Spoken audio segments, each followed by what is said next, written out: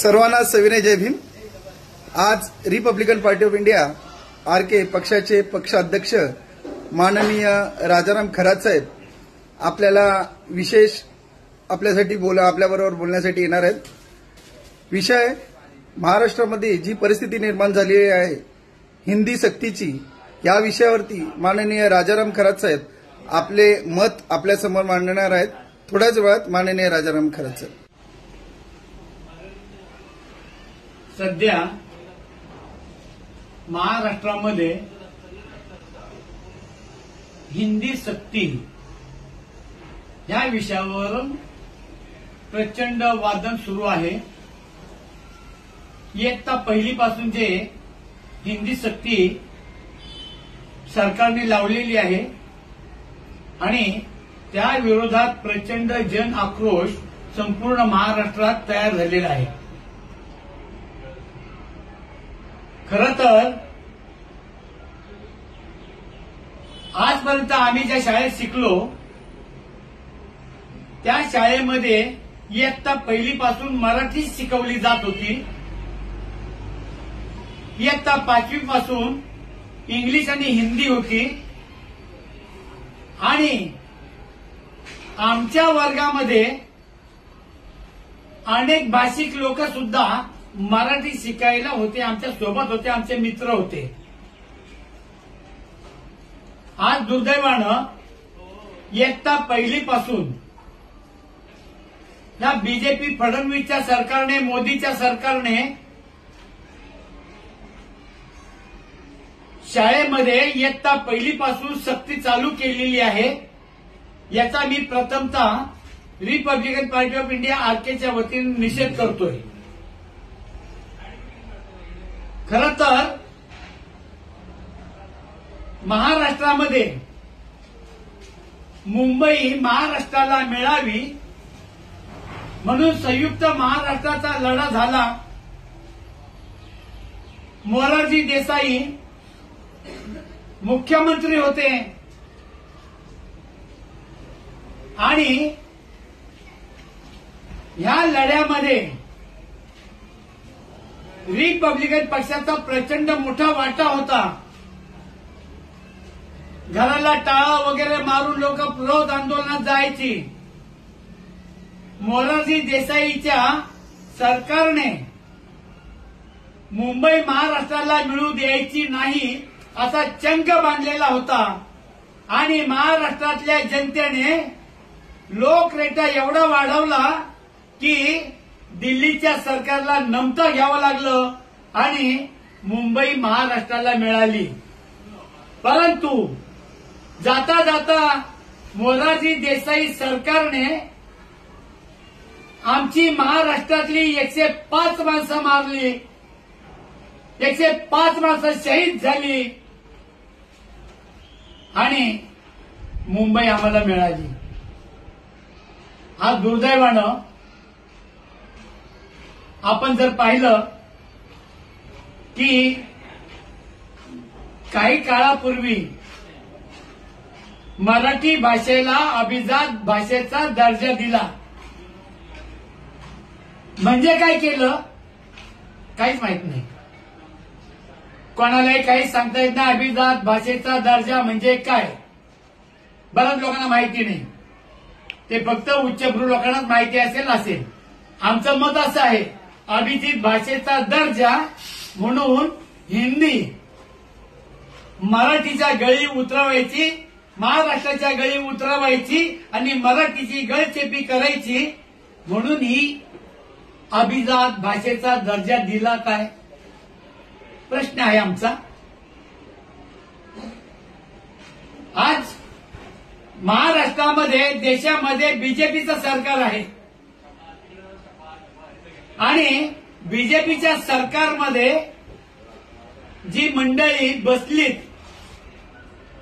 सत्ताधारी वर्ग आहे हा, यांना खरं तर दुर्दैवानं असं बोलावं लागतं की यांच्याकडे सद्विवेक बुद्धीचा अभाव आहे की काय।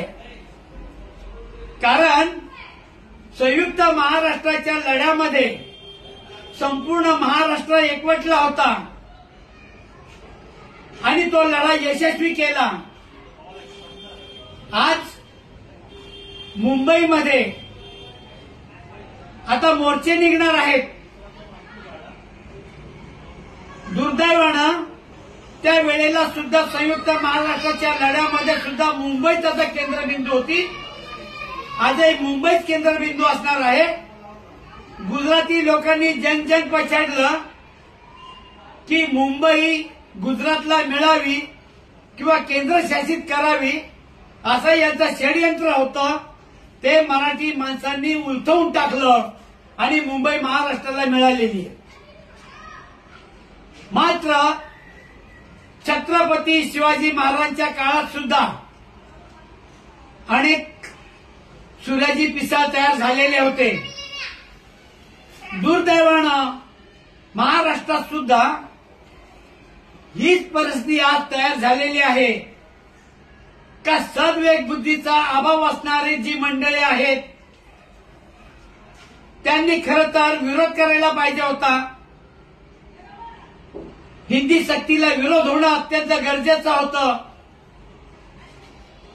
परंतु त्यांनी विरोध केला नाही. पक्षभेद बाजूला ठेवायला पाहिजे होता. मराठी म्हणून एकत्र यायला पाहिजे. हिंदीची सक्ती झुकारून द्यायला पाहिजे. पण तसं घडताना दिसत नाही. मला वाटतं सत्ताधारी वर्तुळातली मंडळी, बीजेपीची मंडळी मोदी आणि फडणवीसची गुलाम झालीत का? त्यांच्या तोंडाला कुलूप का लागले? बोलायला पाहिजे त्यांनी. काँग्रेसचं सरकार असताना, केंद्रामध्ये मंत्री असताना, संयुक्त महाराष्ट्राच्या लढ्यामध्ये जेव्हा महाराष्ट्राचे मंत्री चिंतामणराव देशमुख ते आपल्या मंत्रिपदाचा राजीनामा देतात. आज बीजेपीचे किती मंत्री आहेत की हिंदी सक्तीला त्यांनी विरोध करावा, जर होत नसेल तर त्यांनी राजीनामा द्यावा, अशी त्यांची भूमिका का असू नये?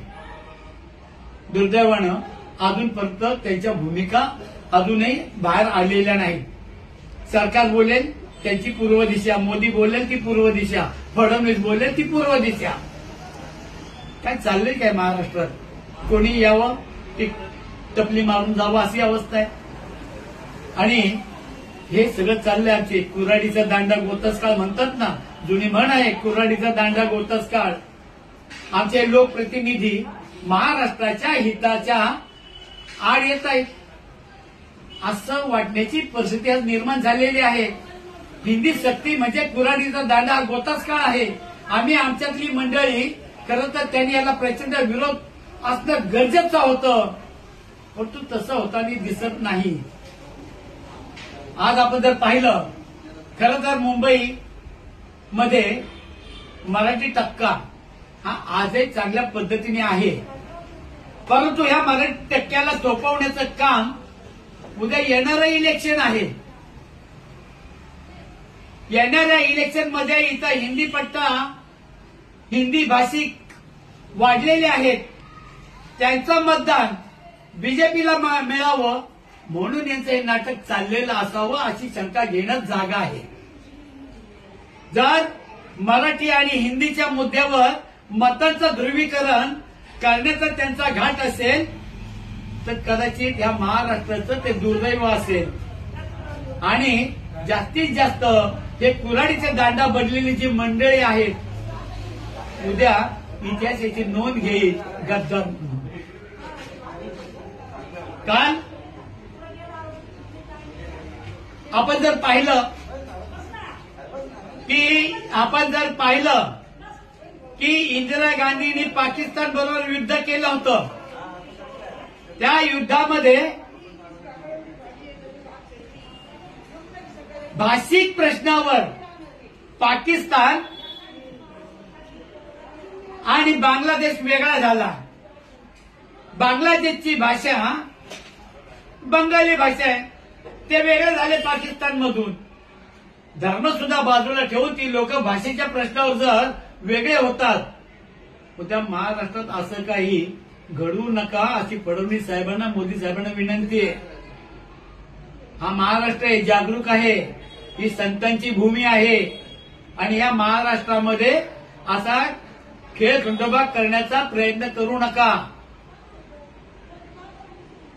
फार वाईट आहे. काल मी टॅक्सीमध्ये बसलो होतो. सर टॅक्सीवाल्याला विचारलं, भैया किती वर्षापासून टॅक्सी चालवतो? तो बोलला 28 वर्षापासून चालवतो. 28 वर्षापासून टॅक्सी चालवतो. बोललो तू मराठी बोलतो? तो तर महाराष्ट्रात राहतो. एक युपीचा माणूस महाराष्ट्रात राहतो आणि मराठी बोलतो.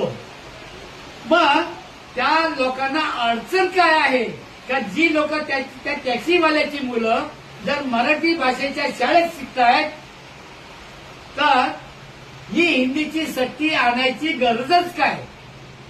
त्या मताच्या राजकारणासाठी कृपया फडणवीस साहेबांनी असं काही करू नये. आणि अजून एक काल लक्षात आलेली बाब, एका मित्रासोबत बोलत असताना त्याने एक बाब फार छान मांडली की एका सरकारी कार्यालयात त्याच्या मुलाचं नाव सलीम असेल किंवा अजून काय असेल तर त्या मुलाला नाव सलीम असल्यामुळं भाषेच्या कॉलममध्ये त्याची भाषा उर्दू लिहिली. त्याच्या बापाला जेव्हा माहिती पडलं का माझ्या मुलाच्या नावाच्या पुढे उर्दू भाषा लिहिलेली आहे तर त्याचा बाप त्या कार्यालयात गेला आणि त्यांनी सांगितलं सलीम म्हणजे सगळे उर्दू भाषिक नसतात, ते मराठी पण असतात. हे इथल्या प्रशासनाला सुद्धा कळायला पाहिजे. आज दुर्दैवानं हे सरकार सद्विवेक बुद्धीने वागेल अशी अपेक्षा करतोय. आणि मी मध्यंतरी दिल्लीला जात होतो आणि दिल्लीच्या प्रवासामध्ये एक अंतुक माणूस आमच्या सीटवर येऊन बसला आणि जेवण करता करता माझ्या समोर बसलेल्या एका महिलेला मुलगी होती, ती आपल्या गावी चालली होती आणि तो धारिष्ट्याने बसला, विचारलं नाही बसू का म्हणून. तो जेवला तिथे आणि खरगड तसंच ठेवलं. त्या पोरीने त्याला सांगितलं, एक साफ करो इसको. त्याने आनाकानी केली. ती पोरगी त्याला बोलते, ए साफ सफाई करो, मैं मुंबईकर हूं. मी तिला विचारलं, बाई का तुझं गाव कुठलं? ती बोलली मी आता चालले हिमाचल प्रदेशला. हिमाचलची पोरगी सांगते मी मुंबईकर आहे. मग इथं फडणवीसला काय अडचण आहे? जे मुंबईकर होऊ इच्छितात, जे इतर भाषिक लोक मराठी शाळेत जाऊ इच्छितात, त्याच्यावर जबरदस्ती तुम्ही हिंदी का लागताय? हाय की 5वीला हिंदी चालू द्या. जे होतं ते शिक्षणाचं नुकसान करू नका, लहान मुलांचं नुकसान करू नका, त्यांच्या दप्तराचं ओझं वागू नका. हिंदी नाही, जी भाषा आजपर्यंत चाललेली आहे तसंच चालू द्या. शिक्षणाचा बट्ट्याबोळ करू नका अशी आमची फडणवीस साहेबांना विनंती आहे. आणि इथल्या सत्ताधारी वर्गालाही सांगायचंय की भविष्यात तुमची गणना महाराष्ट्राच्या हिताच्या आड येणारे गद्दार होऊ नये अशी प्रतिमा तयार होऊ देऊ नका ही विनंती. जय भीम, जय भारत.